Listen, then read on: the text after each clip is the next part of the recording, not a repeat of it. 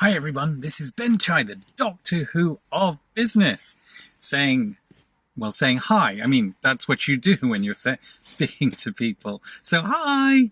Hope you're all doing really well. Today I'd like to share a little story about two sperms. Yes, that's right, two little sperms. Two little sperms. And what happened was one sperm was swimming around and found an egg. And uh, th- things happened between the sperm and the egg, and they produced a child. Now, it's the second sperm that I'm interested about because he swam and he swam and he just couldn't find an egg. But he kept thinking, I know there is another one somewhere, another egg. I just know there is. And sure enough, he found that other egg. And in fact, the two eggs became two children, and actually they're my children, Nathan and Jessica, two fraternal twins. Now, I tell this story for a reason, because I always tell stories for a reason, right? My my partner, who's a very dear friend of mine, and I was married to at the time, explained it like this. She said, you know, when Ben looks for parking spots, he's always trying to go to the front, the absolute front, even if the event is incredibly full. And 9 times out of 10, Ben always finds a parking spot. Now, there are times when, of course, I haven't. And the reason I mention this is because she said that second sperm was like Ben. It just knew there was another egg somewhere, somewhere.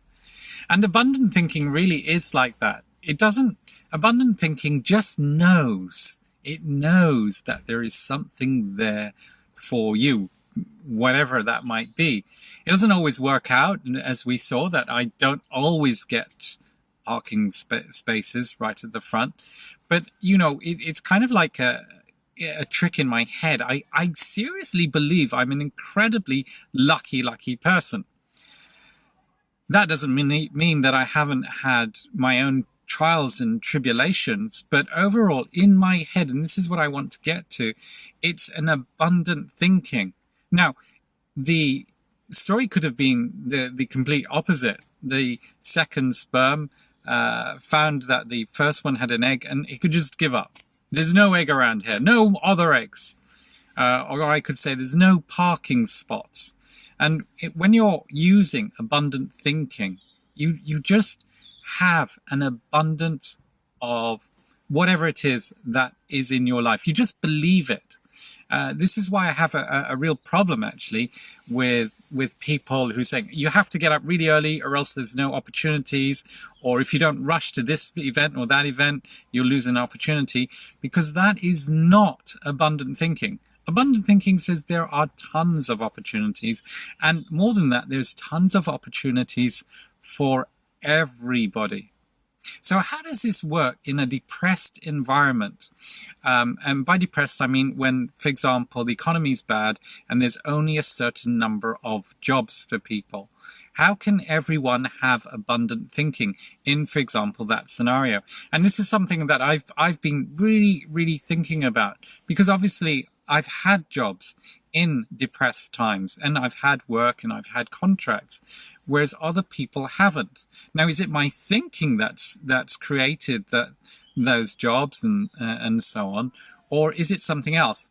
And I think with abundant thinking, you're constantly developing yourself. You're constantly building extra skills for you, and so in those times of if you like drought of when the economy is bad, then you really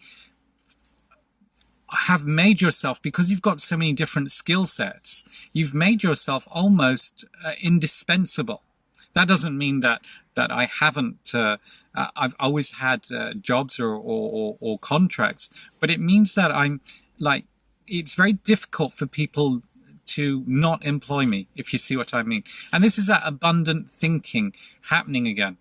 One of the other concerns that I've been really wrestling with at the moment is, how can I create an economy for a country that is essentially a poor country, where people are starving and they don't have sufficient education to build, in other words, education to build their own skill sets and to know how to create their own economy.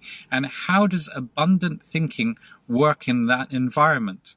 And if I could teach people, if I could really teach people to have that kind of mindset, I don't have any statistics, but I believe that people would be able to create their own economy. And that's the next thing I'm going to come to. So if there are no jobs for me, I'm already thinking, but I see this problem, people are complaining about X, Y, Z, and I'm already thinking of products that I could create if I don't have or can't get a job or a position or a contract.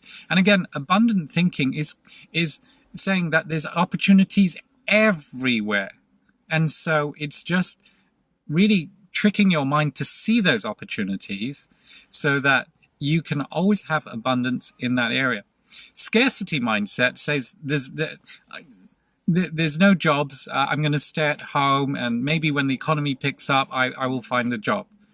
Abundant mindset says, okay, I understand there's a depression going on, so it accepts that.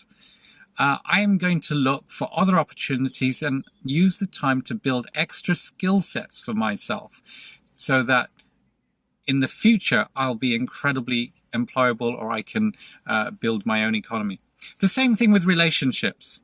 So, or me being in film, for example, always an abundance of people who like you. Now, I'm going to share a few stories. I won't name the names of some of my friends, but some of my friends are really large. And by large, I mean they've got really large tummies. Yet they have tons and tons of people chasing them to be in relationships. Now I'm talking about both men and women. And in their head, they're not thinking, hey, I'm fat or obese or anything. They just think I'm a great person and there are people who like people like me. Yeah. So there literally is somebody for everyone. I was out with a male friend of mine, and he absolutely loves larger women. Really, absolutely loves larger women. So, and he's always saying, "Oh, Ben, that lady's incredibly wonderful." And so on. So, an abundant mind thinking constantly isn't thinking about scarcity, about what you don't have, about like the economy is bad, so I can't get a job. They're constantly thinking there's tons of jobs for me. There's tons of jobs for everyone. There's tons of opportunities for everyone. There's tons of people I can connect with. So guys, this is Ben Chai, the Doctor Who of business. Thank you all for tuning in. I just love you all. And I will speak with you again very soon. Bye.